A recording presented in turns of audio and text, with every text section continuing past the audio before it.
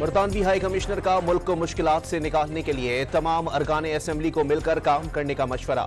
تحریک انصاف کے رہنماؤں سے ملاقات میں عمر ایوب کو قومی اسمبلی میں حزب اختلاف کا عہدہ سنبھالنے پر مبارکباد پیش کی۔ پارلیمنٹ کا مشترکہ اجلاس آج شام 4 بجے ہوگا۔ صدر مملکت آصف علی زرداری خطاب کریں گے۔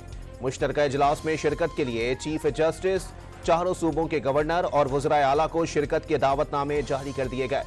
Chairman, joint chief of staff committee سمیت تینوں سروسز چیف کو بھی خصوصی دعوت دی گئی ہے۔ بلوچستان کابینہ کی آج ہونے والی حلف برداری کی تقریب منسوخ کر دی گئی۔ نئی تاریخ کا اعلان بعد میں کیا جائے گا۔ پارلیمنٹ کے مشترکہ اجلاس کے باعث حلف برداری کی تقریب منسوخ کی گئی۔ حکومت IMF کے ساتھ وسیع تر توسیعی پروگرام کے لیے پرعزم۔ پاکستان میں ٹیکسیشن، توانائی اور نجکاری کے اہم شعبوں میں مثبت اصلاحات جاری ہیں۔ وزیر خزانہ محمد اورنگزیب کا واشنگٹن میں سیمینار سے خطاب۔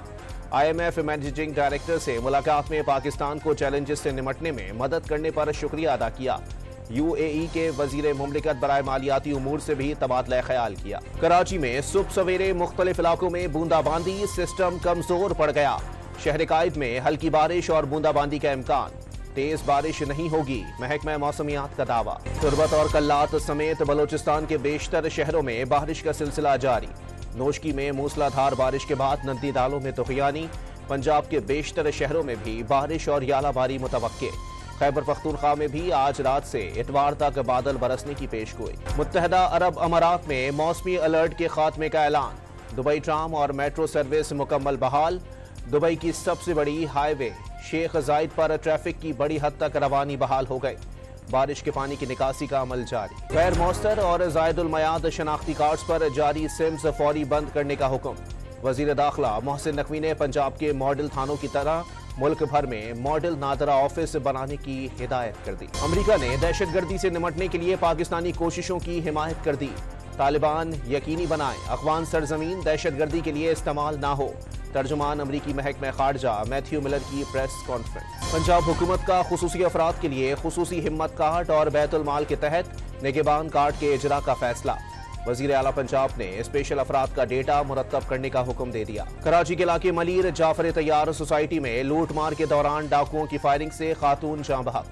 شہری کی فائرنگ سے ایک ملزم مارا گیا۔ شرف آباد میں پولیس یونیفارم میں ملبوس ملزم نے میڈیکل اسٹور سے 50,000 روپے لوٹ لیے۔ خیبر پختونخوا میں میٹرک کے امتحانات شروع ہو گئے۔ 8,81,914 امیدواروں کے لیے 3,528 امتحانی مراکز قائم۔ نقل روکنے کے لیے امتحانی سینٹرز میں خفیہ کیمرے بھی نصب۔ پاک نیوزی لینڈ پہلا T20 آج راولپنڈی میں کھیلا جائے گا۔ کپتانوں کا چمچماتی ٹرافی کے ساتھ فوٹو شوٹ۔ بابر اعظم ایک بار پھر بطور کپتان میدان میں اتریں گے۔ اور پہلے ون ڈے میں پاکستان کے خلاف ویسٹ انڈیز ویمن کی بیٹنگ۔ کراچی میں میچ بارش سے متاثر ہونے کا خدشہ۔